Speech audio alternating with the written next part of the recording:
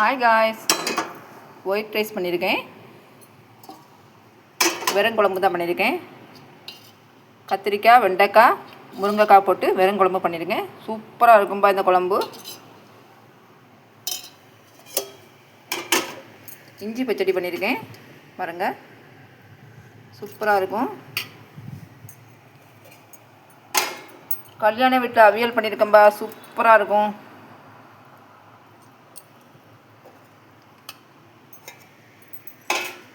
ரசம் பண்ணியிருக்கேன். நான் சாப்பிட போகிறேன்ப்பா. நீங்கள் என்ன சாப்பிட்டீங்கன்னு கமெண்டில் சொல்லுங்கள்.